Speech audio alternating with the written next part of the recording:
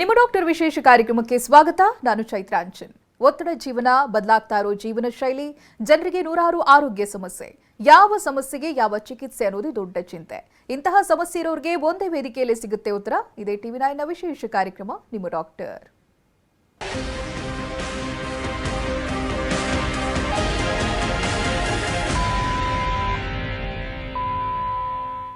ಮನುಷ್ಯನ ದೇಹವನ್ನ ಜರ್ಜರಿತಗೊಳಿಸುವ ಕಾಯಿಲೆಗಳಲ್ಲಿ ಆರ್ಥ್ರೈಟಿಸ್ ಅಂದ್ರೆ ಸಂಧಿವಾತ ಕೂಡ ಒಂದು. ಮೊದಲೆಲ್ಲ ವೃದ್ಧಾಪ್ಯದಲ್ಲಿ ಮೂಳೆಯ ಸವೆತದಿಂದ ನೋವು ಕಾಣಿಸಿಕೊಳ್ತಾ ಇತ್ತು. ಮೂಳೆಗಳ ಸವೆತದಿಂದ ಬೆನ್ನು, ಮಂಡಿ ಮತ್ತೆ ಸೊಂಟ ಭಾಗದಲ್ಲಿ ನೋವು ಕಾಣಿಸಿಕೊಳ್ಳುವುದು ಆರ್ಥ್ರೈಟಿಸ್ ರೋಗದ ಲಕ್ಷಣ. ಆಧುನಿಕ ಜೀವನ ಶೈಲಿ ಮತ್ತೆ ಕ್ಯಾಲ್ಸಿಯಂ ಕೊರತೆಯಿಂದ ಆರ್ಥ್ರೈಟಿಸ್ ಕಾಣಿಸಿಕೊಳ್ಳುತ್ತೆ. ಆರ್ಥ್ರೈಟಿಸ್ ನೋವುಕಾರಕ ಕಾಯಿಲೆನೇ ಇರಬಹುದು, ಆದರೆ ಸರಿಯಾದ ಮುನ್ನೆಚ್ಚರಿಕೆ ವಹಿಸಿದ್ರೆ ಈ ಕಾಯಿಲೆಯಿಂದ ದೂರ ಆಗಬಹುದು. ಅಲ್ಲದೆ ಸಮರ್ಪಕ ಚಿಕಿತ್ಸೆ ಪಡೆಯುವುದರಿಂದ ಈ ನೋವಿನಿಂದ ಮುಕ್ತಿ ಹೊಂದಬಹುದು. ಹಾಗಾದ್ರೆ ನಮ್ಮ ಹೋಮಿಯೋಪತಿಯಲ್ಲಿ ಆರ್ಥ್ರೈಟಿಸ್ಗೆ ಇರುವಂತಹ ಚಿಕಿತ್ಸೆಗಳೇನು, ಎಷ್ಟು ವಿಧವಾದ ಆರ್ಥ್ರೈಟಿಸ್ಗಳಿವೆ, ಈ ಬಗ್ಗೆ ಸಂಪೂರ್ಣ ಮಾಹಿತಿಯನ್ನು ನೀಡೋದಕ್ಕೆ ನಮ್ಮ ಜೊತೆಗಿದ್ದಾರೆ ನಮ್ಮ ಹೋಮಿಯೋಪತಿಯ ವೈದ್ಯರಾದ ಡಾಕ್ಟರ್ ಮೇಘನಾ. ಬನ್ನಿ ಅವರೊಂದಿಗೆ ಮಾತನಾಡೋಣ. ನಮಸ್ತೆ ಡಾಕ್ಟರ್, ಕಾರ್ಯಕ್ರಮಕ್ಕೆ ಸ್ವಾಗತ ನಿಮಗೆ. ನಮಸ್ತೆ. ಮೊದಲಾಗಿ ಆರ್ಥ್ರೈಟಿಸ್ ಅಂದ್ರೆ ಏನು ಅಂತ ವಿವರಿಸೋದಾದ್ರೆ? ಓಕೆ, ಈ ಕಾಲದಲ್ಲಿ ತುಂಬ ಕೇಳ್ತಾ ಇದ್ದೀವಿ ಆರ್ಥ್ರೈಟಿಸ್ ಸಮಸ್ಯೆ.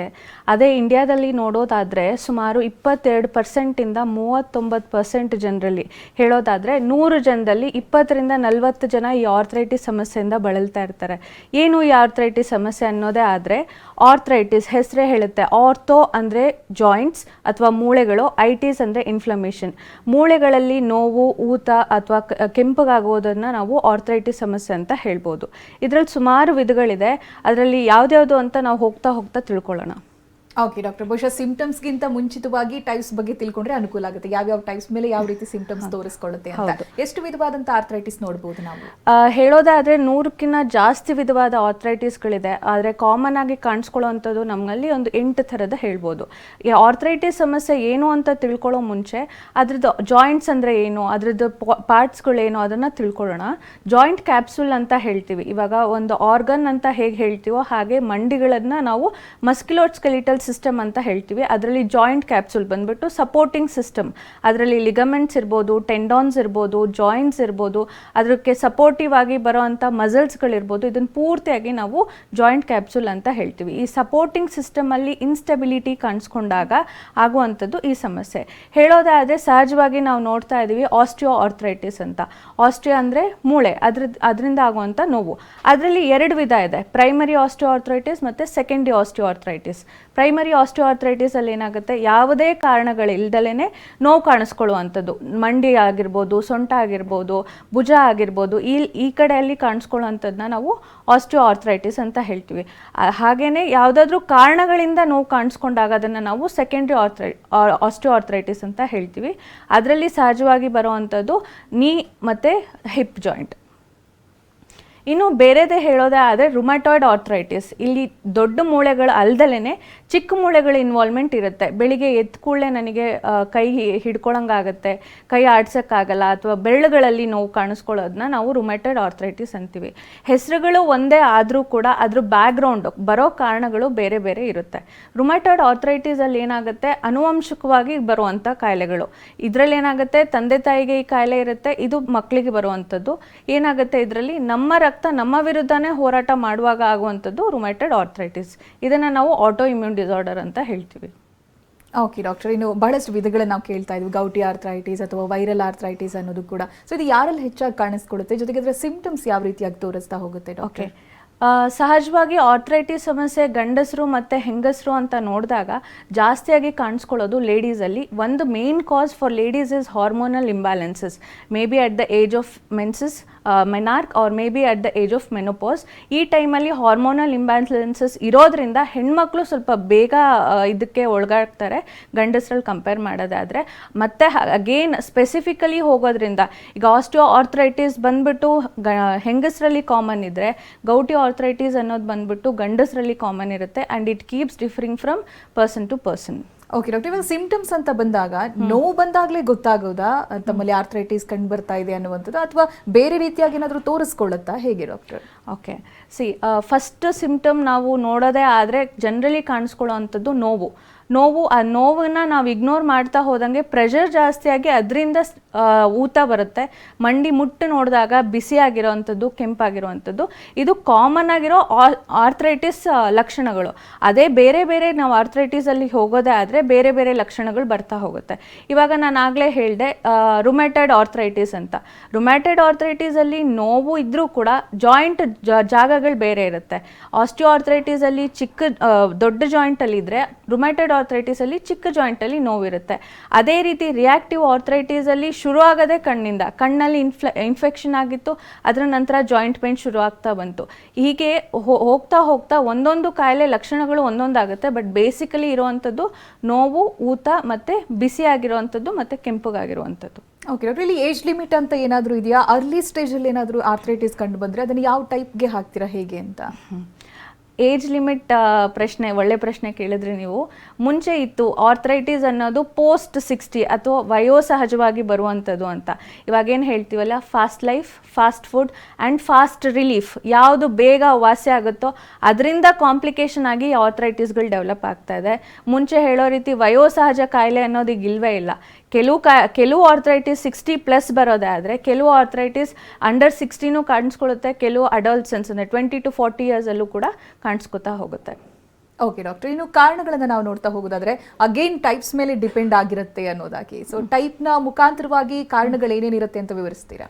ಓಕೆ, ಕೆಲವು ಹೆರಿಡಿಟಿ ಅಂತ ಹೇಳ್ಬೋದು, ಕೆಲವು ಜೆನೆಟಿಕ್ ಅಂತ ಹೇಳ್ಬೋದು, ಕೆಲವು ಆಟೋ ಇಮ್ಯೂನ್ ಅಂತ ಹೇಳ್ಬೋದು. ಕ್ಯಾಟಗರೈಸ್ ಮಾಡೋದೇ ಆದರೆ ಆಟೋ ಇಮ್ಯೂನಲ್ಲಿ ಬರೋವಂಥದ್ದು ಸೋರಿಯಾಟಿಕ್ ಆರ್ಥ್ರೈಟಿಸ್ ಮತ್ತು ರುಮ್ಯಾಟೈಡ್ ಆರ್ಥ್ರೈಟಿಸ್ ಅಂತ. ಇದರಲ್ಲಿ ಯಾವುದೇ ಹೊರಗಡೆಯಿಂದ ಯಾವುದೇ ಬ್ಯಾಕ್ಟೀರಿಯಾ, ವೈರಸ್ ಅಥವಾ ಯಾವುದೇ ಪ್ಯಾಥೋಜನ್ ಹೊರಗಡೆಯಿಂದ ಬರದಲ್ಲೇ ನಮ್ಮ ದೇಹ ಅಂದರೆ ನಮ್ಮ ಇಮ್ಯೂನಿಟಿ, ದಟ್ ಈಸ್ ನಮ್ಮ ಬ್ಲಡ್ಡೇ ನಮ್ಮ ವಿರುದ್ಧ ಫೈಟ್ ಮಾಡಿದಾಗ ಆಗುವಂಥದ್ದು ಈ ಕಾಯಿಲೆ. ಇನ್ನು ನಾನು ಜೆನೆಟಿಕ್ ಬಗ್ಗೆ ಹೇಳೋದಾದರೆ ಆಂಕಲೈಸಿಂಗ್ ಸ್ಪಾಂಡಲೈಟಿಸ್ ಅಂತ ಹೇಳ್ತೀವಿ. ಇದರಲ್ಲಿ HLA-B27 ಅನ್ನೋ ಒಂದು ಜೀನ್ ಯಾರಲ್ಲಿ ಕಂಡು ಬರುತ್ತೋ ಅವರು ಈ ಕಾಯಿಲೆಗೆ ಒಳಗಾಗ್ತಾ ಹೋಗ್ತಾರೆ. ಅದರಲ್ಲೂ ಕೂಡ 2 ವಿಧವಾದಿರುತ್ತೆ. ಅದು ಎಕ್ಸ್ರೇಲಿ ಕಂಡುಕೊಂಡ್ರೆ ನಾವು ಸ್ಪಾಂಡೈಲೋ ಆರ್ಥ್ರೈಟಿಸ್ ಅಂತ ಹೇಳ್ತೀವಿ. ಅದೇ ಎಕ್ಸ್ರೇಲಿ ಇಲ್ಲ ಅಂದರೆ ಆಂಕಲೈಸಿಂಗ್ ಸ್ಪಾಂಡಲೈಟಿಸ್ ಅಂತ ಹೇಳ್ತಾ ಹೋಗ್ತೀವಿ. ಓಕೆ ಡಾಕ್ಟರ್, ಇದ್ರ ಬಗ್ಗೆ ಕೇಳ್ತೀನಿ ನಾನು ಕಾರಣಗಳ ಬಗ್ಗೆ. ಒಬ್ರು ಕಾಲರ್ ಇದ್ದಾರೆ, ಮಾತನಾಡ್ಕೊಂಡು ಬರೋಣ. ಅರುಣ್ ಅಂತ ಬೆಂಗಳೂರಿಂದ ಕರೆ ಮಾಡಿದ್ದಾರೆ. ನಮಸ್ತೆ. ನಮಸ್ತೆ ನಮಸ್ತೆ ಡಾಕ್ಟರ್. ಎಸ್ ಡಾಕ್ಟರ್ ಇದ್ದಾರೆ, ನಿಮ್ಮ ಆರೋಗ್ಯ ಸಮಸ್ಯೆ ಏನಿದೆ ಹೇಳ್ಕೊಳ್ಳಿ. ಡಾಕ್ಟರ್ ನಮಸ್ತೆ. ಡಾಕ್ಟರ್ ನಮಸ್ತೆ ಅರುಣ್ ಅವರೇ. ನಾನು ಅರುಣ್ ಕೂರ್ ಅಂತ ಮಾತಾಡ್ತಿದ್ದು.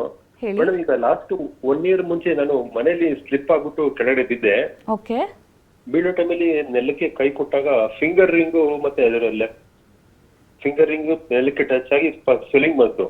ಓಕೆ. ಫಿಂಗರ್ ರಿಂಗು ಮತ್ತೆ ನೆಕ್ಸ್ಟ್ ಫಿಂಗರ್ 2 ಸ್ವೆಲ್ಲಿಂಗ್ ಬಂದಿತ್ತು. Okay. So immediate ice therapy ಕೊಟ್ಬಿಟ್ಟು ಪೈನ್ ಆಗುತ್ತೆ ಅನ್ಬಿಟ್ಟು ಐಸ್ ಬ್ಯಾಂಡೇಜ್ ಎಲ್ಲ ಮಾಡಿತ್ತು, ಸ್ವಲ್ಪ ಕಮ್ಮಿ ಆಗುತ್ತೆ ಅನ್ಬಿಟ್ಟು ಇದಾಗಿ ನೆಕ್ಸ್ಟ್ ಈವ್ನಿಂಗ್ ನೆಕ್ಸ್ಟ್ ಪೈನ್ ಕಮ್ಮಿ ಆಯ್ತು. ಓಕೆ. ಸೊ ಅವತ್ತು ಊದ್ಕೊಂಡಿರೋ 2 ಬೆರಳು ಇನ್ನೂ ಕಮ್ಮಿ ವಾಸಿನೇ ಆಗಿಲ್ಲ. ಓಕೆ. ಸೊ ಎನ್ಆರ್ಕೊಳ್ಳಿ ಒಬ್ರು ಆರ್ಥೋಪೆಡಿಕ್ ಸರ್ಜನ್ ತೋರಿಸಿದೆ. ಅವರು ಟ್ಯಾಬ್ಲೆಟ್ಸ್ ಕೊಟ್ಬಿಟ್ಟು ಸರಿ ಹೋಗುತ್ತೆ ಬಿಡಿ 1 ವಾರದಲ್ಲಿ ಅಂತ ಹೇಳಿದ್ರು. 1 ವಾರ ಆಯ್ತು. ಈಗ ನೆಕ್ಸ್ಟ್ 10th ಬಂದ್ರೆ 1 ವರ್ಷ ಆಯ್ತು. ಓಕೆ. ಆ ಸ್ವೆಲ್ಲಿಂಗ್ ಇನ್ನೂ ಕಮ್ಮಿ ಆಗ್ತಾ ಇಲ್ಲ. ಓಕೆ. ಸೊ ಫಿಂಗರಿಂಗ್ ಹಾಕಿರೋದು ತೆಗೀಕೂ ಆಗ್ತಿಲ್ಲ. ಓಕೆ. ಕಟ್ ಮಾಡಿ ತೆಗ್ಸೋಣ ಅಂದ್ರೆ ಅದು ಗೋಲ್ಡ್ ರಿಂಗ್ ಕಟ್ ಮಾಡಿದ್ರೆ ಇದಾಗುತ್ತೆ ಅಂತ ವೆಯ್ಟ್ ಮಾಡ್ತಾ ಇದೀವಿ, ನೋಡೋಣ ಅಂತ. ಸೊ ಅದಕ್ಕೆ ತಮ್ಮ suggestions doctors please. Acute injury ಅಂತ ಹೇಳ್ತೀವಿ ನಾವು. ನೀವು ಹೇಳ್ದಂಗೆ ಇದು 1 ವರ್ಷದಿಂದ ಇದೆ, 1 ವರ್ಷದಿಂದ ನಾನು ಇದೇ ನೋವಲ್ಲಿದ್ದೀನಿ ಅನ್ನೋದಾದರೆ ಫಸ್ಟು ನಾವು ರೂಲ್ ಔಟ್ ಮಾಡಬೇಕಾಗಿರೋದು, ಮುಂಚೆ ಏನಾದರೂ ಫ್ರ್ಯಾಕ್ಚರ್ ಆಗಿ ಅದು ಮಾಲ್ ಯೂನಿಯನ್ ಅಂದರೆ ಕರೆಕ್ಟಾಗಿ ಕೂಡ್ಕೊಂಡಿಲ್ವಾ ಅದನ್ನೆಲ್ಲ ನಾವು ಎಕ್ಸ್ರೇ ಮುಖಾಂತರ ಕಂಡ್ಕೋಬೋದು. ಅದಕ್ಕೆ ಇಷ್ಟು ದಿನ ನೀವು ತೊಗೊಂಡಿರೋದು ಪೇನ್ ಕಿಲ್ಲರ್ಸೇ ಇರುತ್ತೆ. ಪೇನ್ ಕಿಲ್ಲರ್ ತೊಗೊಂಡಾಗ ನೋವು ಕಡಿಮೆ ಆಗುತ್ತೆ, ಊತ ಕಡಿಮೆ ಆಗುತ್ತೆ, ಮತ್ತೆ ಬರ್ತಾ ಇದೆ ಅಂದರೆ ಅದನ್ನು ನಾವು ಮೋಸ್ಟ್ಲಿ ಸೆಕೆಂಡ್ರಿ ಆರ್ಥ್ರೈಟಿಸ್ ಅಂತ ಹೇಳ್ಬೋದು. ಅಂದರೆ ಯಾವುದೋ ಒಂದು ಕಾರಣ ಇದೆ, ಟ್ರಾಮಾ ಇದೆ ಅಥವಾ ಫಾಲ್ ಇದೆ, ಇಂಜುರಿ ಇದೆ, ಇದ್ರ ನಂತರವಾಗಿ ದೇಹ ಅದನ್ನು ಆಕ್ಸೆಪ್ಟ್ ಮಾಡ್ಕೊಳ್ದಲೇ ಇದ್ದಾಗ ಆಗಿರುವಂಥ ಲಕ್ಷಣಗಳು. ಇದನ್ನು ಆದಷ್ಟು ಬೇಗ ಕಂಡುಕೊಳ್ಬೇಕಾಗತ್ತೆ. ಇಲ್ಲ ಅಂದರೆ ಅದು ಡಿಫಾರ್ಮಿಟಿ ಆಗಿ ಚೇಂಜ್ ಆಗ್ಬೋದು, ಮೂಳೆ ವಕ್ರವಾಗಿ ಬೆಳೆಯೋದು ಅಥವಾ ಮೂಳೆ ಶೇಪೇ ಚೇಂಜ್ ಆಗಬಹುದು.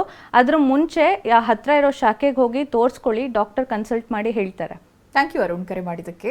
ಡಾಕ್ಟರ್, ಈ ರೀತಿಯೂ ಆಗುತ್ತಾ ಪ್ರೀವಿಯಸ್ ಆಗಿರುವಂಥ ಆಕ್ಸಿಡೆಂಟ್ ಮತ್ತೆ ಆರ್ಥ್ರೈಟಿಸ್ ರೂಪ ಪಡ್ಕೊಳ್ಳೋದು ಹೇಗದೆ ಅಂತ? ಓಕೆ, ಜನರಲಿ ಜಾಯಿಂಟ್ಸ್ ಕೆಲಸನೇ ವೆಯ್ಟ್ನ ಬೇರ್ ಮಾಡೋಂಥದ್ದು, ವೇರ್ ಆ್ಯಂಡ್ ಟೇರ್ ಅಂತ ಹೇಳ್ತೀವಿ ನಾವು. ಜಾಯಿಂಟ್ಸ್ಗೆ ಪದೇ ಪದೇ ಏಟ್ ಆಗೋದ್ರಿಂದ ಅಥವಾ ಮುಂಚೆ ಏಟ್ ಆಗಿದ್ದು ಹೋಗ್ತಾ ಹೋಗ್ತಾ ಕ್ಯಾಲ್ಶಿಯಂ ಕಡಿಮೆ ಆಗೋದಿರಲಿ ಅಥವಾ ಬಾಡಿಯಲ್ಲಿ ಹಾರ್ಮೋನಲ್ ಇಂಬ್ಯಾಲೆನ್ಸಸ್ ಆಗೋದ್ರಿಂದ ಏನಾಗುತ್ತೆ ಮುಂಚೆ ಆಗಿರೋ ಪೆಟ್ಗಳು ಕಾಣಿಸ್ಕೊಂಡು ಅದನ್ನು ಸೆಕೆಂಡ್ರಿ ಕಾಸಸ್ ಅಂತ ಹೇಳಿ ಕನ್ಸಿಡರ್ ಮಾಡ್ತೀವಿ. ಓಕೆ ಡಾಕ್ಟರ್, ಆವಾಗಲೇ ಕಾರಣಗಳ ಬಗ್ಗೆ ಹೇಳ್ತಾ ಇದ್ರಿ, ಸಮ್ ಸ್ಕ್ಯಾನಿಂಗ್ ವಿಚಾರವಾಗಿ ಎಕ್ಸ್ಪ್ಲೈನ್ ಮಾಡ್ತಾ ಇದ್ರಿ ನೀವು. ಹೌದು.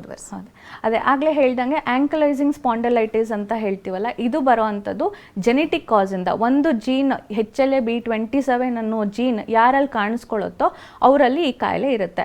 ಅದನ್ನು ಇನ್ವೆಸ್ಟಿಗೇಷನಲ್ಲೇ ನೋಡೋದಾದರೆ ಕೆಲವರಲ್ಲಿ ಎಕ್ಸ್ರೇ ಚೇಂಜಸ್ ಇರುತ್ತೆ. ಜನರಲಿ ಅದು ಕಾಣಿಸ್ಕೊಳ್ಳೋದು ಬೆನ್ನು ಮೂಳೆಗೆ ವರ್ಟಿಬ್ರಾ ಅಂತ ಹೇಳ್ತೀವಿ. 2 ವರ್ಟಿಬ್ರಾ ಮಧ್ಯ ಇರೋ ಜೆಲ್ ಆವಿಯಾಗಿ ಒಂದ್ರ ಮೇಲೆ ಒಂದು ಕೂತ್ಕೊಂಡಾಗ ಆಗುವಂಥದ್ದು ಈ ಕಾಯಿಲೆ.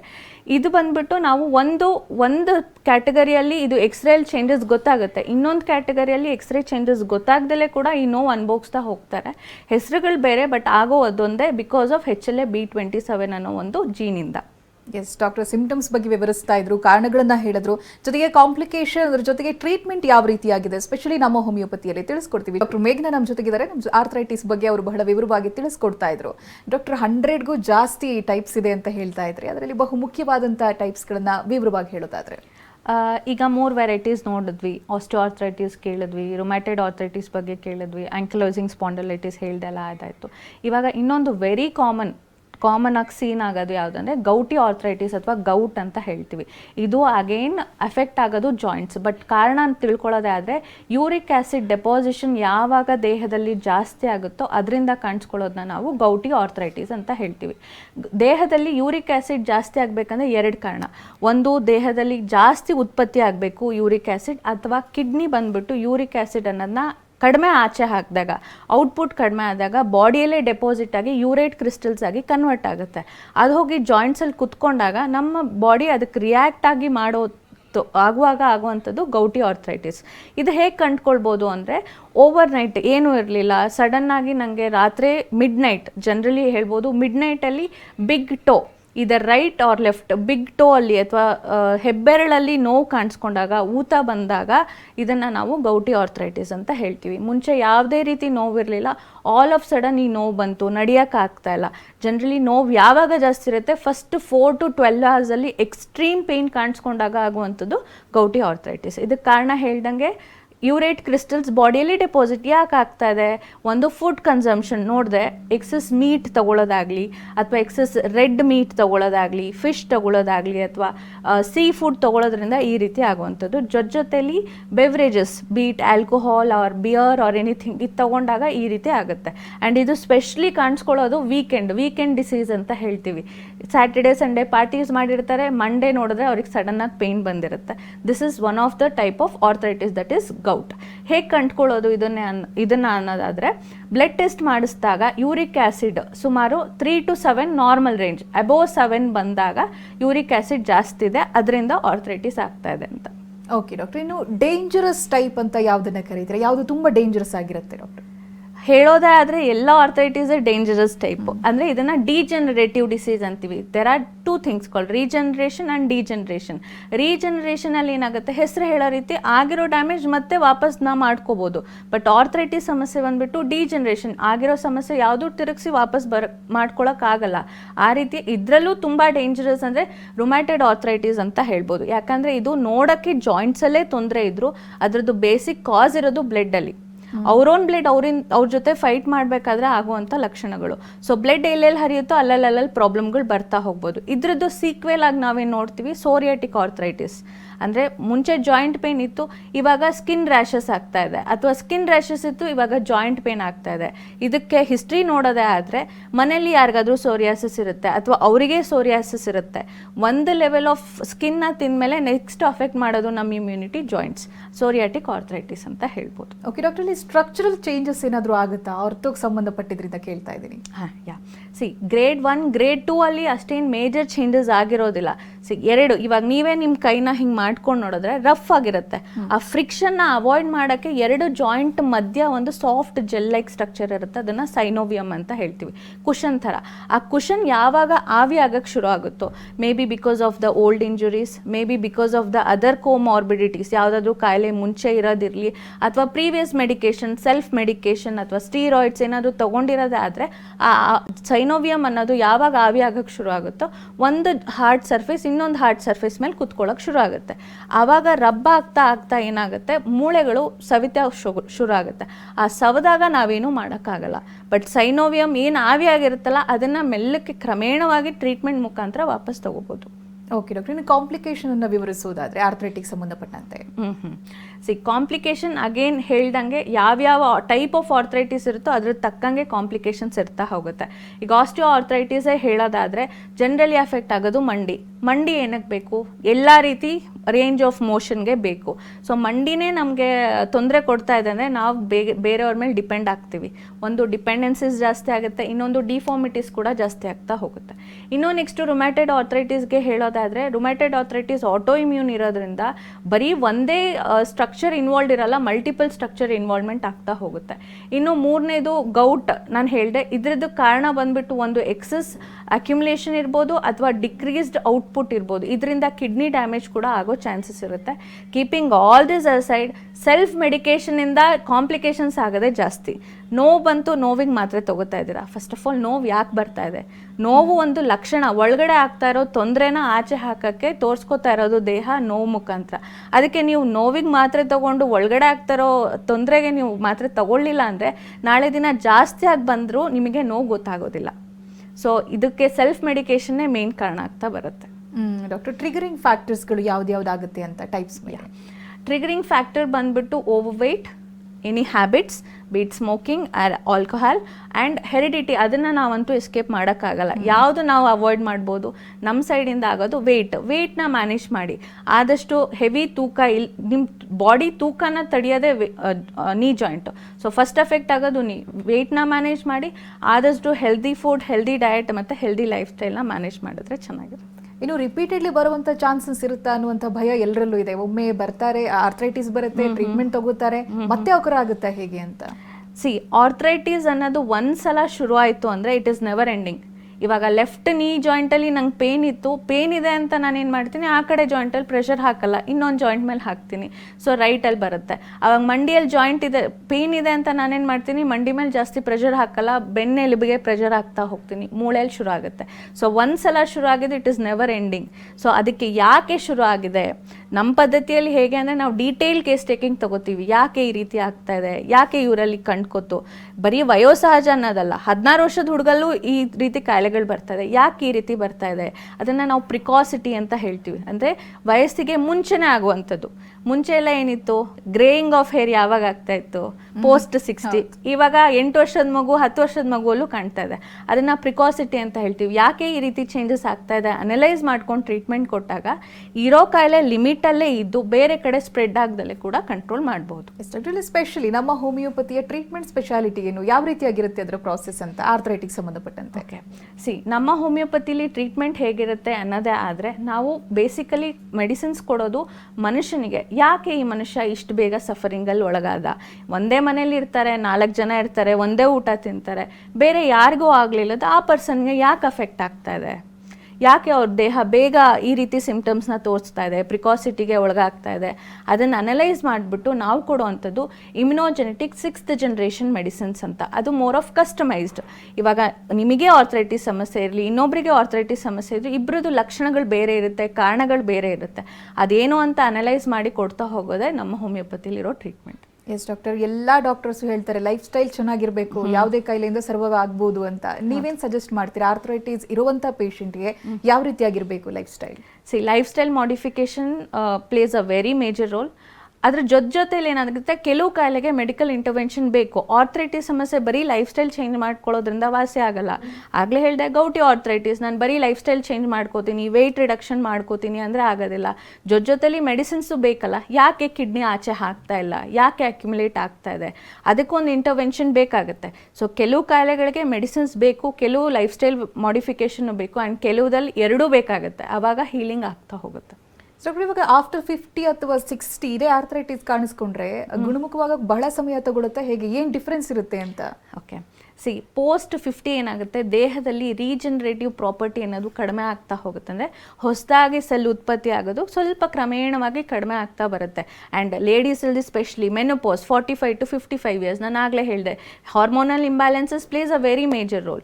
ಸೊ ಈ ಟೈಮಲ್ಲಿ ಏನಾದರೂ ತೊಂದರೆ ಆದರೆ ಆಗೋದೇ ಇಲ್ಲ ಅಂತ ನಾನು ಹೇಳ್ತಾ ಇಲ್ಲ, ಸ್ವಲ್ಪ ಸ್ಲೋ ಆಗುತ್ತೆ. ಅದೇ ಚಿಕ್ಕ ಮಕ್ಕಳಲ್ಲಿ ಒಂದು 20 ಇಯರ್ಸ್ 30 ಇಯರ್ಸಲ್ಲಿ ಬಂದರೆ ಹೀಲಿಂಗ್ ಬೇಗ ಆಗುವಂಥದ್ದು. ಎಸ್ ಡಾಕ್ಟರ್, ಇವತ್ತಿನ ಕಾರ್ಯಕ್ರಮದಲ್ಲಿ ಆರ್ಥರೈಟಿಸ್ ಬಗ್ಗೆ ಬಹಳ ವಿವರವಾಗಿ ಮಾಹಿತಿನ ತಿಳಿಸ್ಕೊಟ್ಟಿದ್ದೀರಿ, ಧನ್ಯವಾದಗಳು ನಿಮಗೆ. Thank you. ಇದುವರೆಗೂ ನಮ್ಮ ಜೊತೆಗಿದ್ದು ನಮ್ಮ ಹೋಮಿಯೋಪತಿಯ ವೈದ್ಯರಾಗಿರುವಂಥ ಡಾಕ್ಟರ್ ಮೇಘನಾ ಅವರು. ನೇರ ಭೇಟಿಗಾಗಿರುವಂಥ ವಿಳಾಸವನ್ನು ನೋಟ್ ಮಾಡಿಕೊಳ್ಳಿ. ನಮ್ಮ ಹೋಮಿಯೋಪತಿ ಬೆಂಗಳೂರು ಶಾಖೆಗಳು ಮಲ್ಲೇಶ್ವರಂ, ಜಯನಗರ. ಇತರ ಶಾಖೆಗಳು ಹುಬ್ಬಳ್ಳಿ, ಮೈಸೂರು, ದಾವಣಗೆರೆ, ಕಲಬುರಗಿ, ಹಾಸನ, ಶಿವಮೊಗ್ಗ, ಹೊಸಪೇಟೆ, ಬೆಳಗಾವಿ, ಉಡುಪಿ.